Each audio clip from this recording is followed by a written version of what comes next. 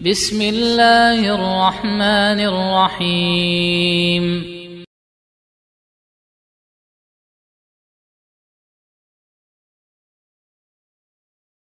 Kita kedatangan tamu, saudara kita, sahabat kita, Al-Akh Uki Kautsar. Ahlan wa sahlan. Ahlan bik Ustaz. Ikhwan dan akhwat sekalian sudah mengenali beliau dulunya berkecimpung dalam dunia musik. Kurang lebih 20 tahun, akhi. Kurang lebih. Masya Allah. Walhamdulillah, dengan hidayah dari Allah Subhanahu wa Ta'ala, beliau bisa meninggalkan dunia musik. Dan ini benar-benar harus disyukuri. Karena kalau bukan Allah memberikan hidayah, nggak mungkin seorang hamba bisa meninggalkan perbuatan yang Allah haramkan. Walaula fadlullahi alaikum wa rahmatuhu ma zaka minkum min ahadin abada. Kalau bukan karena anugerahnya dan rahmatnya kepadamu, maka tidak seorang pun darimu yang dapat menjalankan perintahnya dan menjauhi larangannya. Jadi ini luar biasa, nikmat yang sangat besar yang harus antum syukuri ya.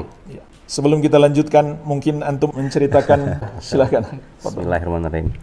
Mungkin lebih bercerita pada teman-teman. Yang pertama mungkin yang harus diingat, ini hanya nasihat, benar Ustaz ya. Ini kita murni hanya menasehati, tidak menghukumi kalian gitu. Maksudnya murni karena teman-teman musisi juga kan, anak sayang sama teman-teman gitu. Cuma ini murni nasihat. Nah sekarang mungkin bercerita dulunya Ustaz ya. Jadi dulu tuh intinya sih pulang dari umroh, sempat kita zaman dulu ada Twitter Ustaz. Jadi sempat debat sama seseorang di Twitter. Ada yang ngirim Twitter ke Ana, bilang musik itu haram aki segala macam. Dan kalau mungkin kemarin-kemarin kalau teman-teman lihat di IG komen-komen seperti itu.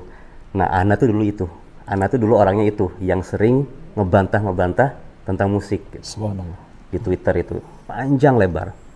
Sampai dalam hati kepikiran gitu, maksudnya lama-lama kepikiran aja gitu.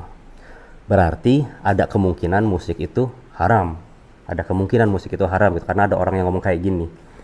Dan mungkin sebagai manusia kita harus berbuat adil terhadap diri kita sendiri. Berilah peluang untuk kita membahas dari dua sisi. Nggak boleh kita langsung tiba-tiba menolak tanpa kita membaca bukti-bukti yang ada. Jadi mulai itu membaca tentang dari segi musik itu haram. Walaupun hati condong pengennya halal. Jadi kemana-mana carinya yang menghalalkan musik. Ketemu Ustadz ini ikut dengerin ceramahnya, wah bagus nih isinya. Begitu beliau ngebahas tentang musik, ternyata haram. Karena pindah ke Ustadz yang lain. Terus itu jalan terus-terusan Ustadz. Sampai waktunya udah lumayan lama. Jadi ketika ada saran dari Ustadz, beliau bilang musik itu melalaikan. Kalau kamu meninggalkan sholat berarti dia haram.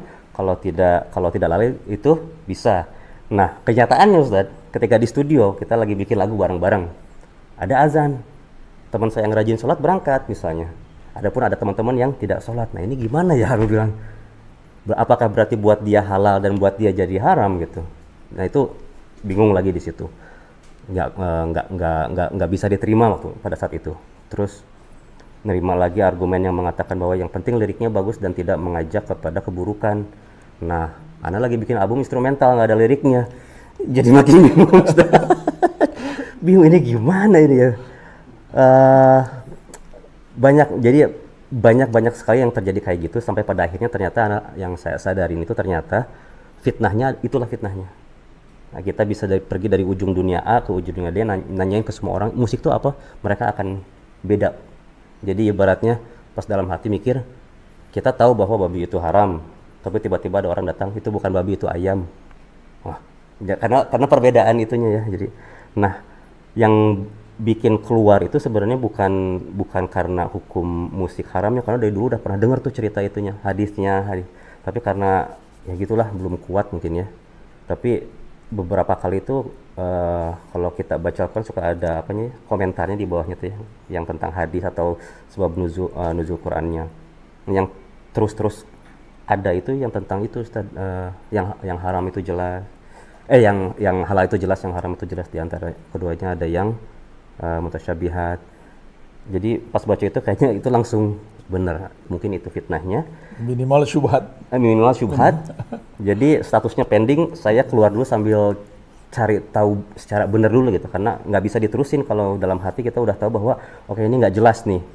Tapi hujah anak, saya mengikuti saran daripada hadis itu, jadi udah dulu aja, nanti baru sambil saya mencari kepastiannya gitu. Dan alhamdulillah setelah jalan 1-2 tahun makin diperkuat gitu dengan ketemu Ustadz, menjelaskan segala macamnya, baru kita bisa menerima secara full 100% gitu. Tapi ketika keluarnya pada saat itu karena syubhat Ustadz. Kurang lebih seperti itu sih keluarnya. Belum yakin betul itu haram. Ya. Belum yakin betul itu haram, tapi gundah. Ya. Bisa jadi dia haram. Dan yang dulu tuh yang paling ditakutin adalah nanti gilirannya dihisab sama Allah Subhanahu Wa Taala, cuma ada 2 skenario, antara dia haram atau dia mubah. Kalaupun mubah, insya Allah aman gitu ya. Tapi kalau haram, ternyata dibuka, waduh repot karena kan kerjanya di sana, uangnya di sana. Gitu Ustaz, kurang lebih seperti itu sih. Masya Allah, barakallahu fiik. Itu barakallah. Jadi dari cerita beliau tadi secara singkat ada 3 pelajaran yang bisa Anda petik. Mengapa antum bisa meninggalkan musik? Yang pertama, karena ada orang yang berusaha mengingatkan antum. Ada orang yang berdakwah. Jadi ini pentingnya kita berdakwah. Dan mungkin kita menyampaikan hari ini, orangnya belum langsung terima. Ya. Bisa jadi bertahun-tahun akan datang. Sahih. Jadi jangan berkecil hati kalau kita menyampaikan kebaikan, orangnya tidak terima. Nggak langsung terima. Bisa jadi nanti dia terima. Ini yang pertama. Yang kedua, ada usaha antum belajar. Ini mengingatkan kepada hadis Rasulullah SAW, "May yuridillahu bihi khairan yufaqihu fid din." Barang siapa yang Allah kehendaki kebaikan baginya, Allah akan pahamkan dia dengan agama. Alhamdulillah antum berusaha belajar, maka itu termasuk pintu hidayah.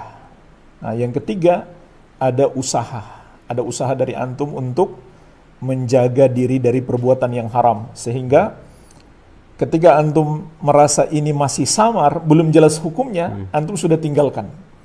Apalagi kalau sudah jelas waktu itu ya, masih belum jelas sudah antum tinggalkan. Nah, itu memang sikap yang bagus yang diajarkan oleh Rasulullah Sallallahu Alaihi Wasallam. Iya, makanya Abu Hurairah radhiyallahu anhu ketika beliau ditanya apa itu takwa, maka beliau balik nanya kepada si penanya, pernahkah engkau melewati jalan berduri? Kata penanya, iya. Apa yang kamu lakukan? Maka aku hati-hati. Bahkan bisa jadi aku tidak jadi melangkah karena saking hati-hatinya. Nah, begitulah ketakwaan, perlu ada kehati-hatian. Walaupun belum jelas, kita tinggalkan sampai ada kejelasan bahwa itu halal, baru kita lakukan. Ya. Nah, jemaah sekalian, jadi sebenarnya permasalahan musik ini sudah sering dibahas. Cuma di kesempatan ini saya ingin mengajak kaum muslimin wal muslimat untuk langsung melihat kepada kitab dari mazhab Syafi'i.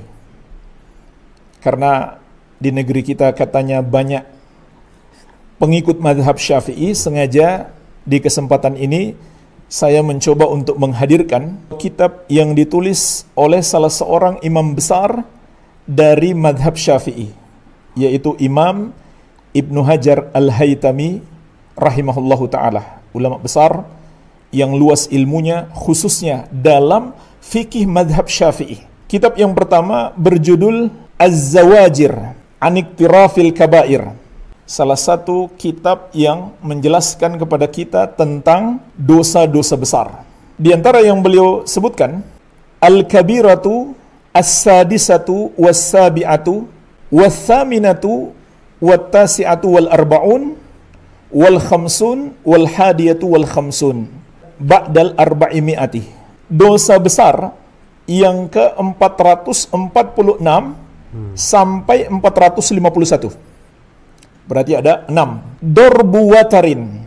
Pertama, bermain alat musik yang dipetik. Ini keahlian antum dulu ya. Gitar dan semisalnya. Wastima'uhu, yang kedua mendengarkannya. Jadi dua-duanya dosa besar kata beliau. Wazamrun bimizmarin, yang ketiga bermain alat musik tiup, seruling dan semisalnya. Wastima'uhu, yang keempat mendengarkannya. Jadi bukan hanya yang main, yang mendengarkan, yang menikmati juga berdosa. Wa darbu biqubatin, yang kelima bermain alat musik tabuh, drum dan semisalnya. Yang keenam wastima'uhu, mendengarkan tabuhan tersebut. Kemudian beliau menyebutkan dalil seperti yang biasa kita sampaikan di masa ini. Para ulama mazhab Syafi'i juga berdalil dengan ayat ini. Surat Luqman ayat ke-6.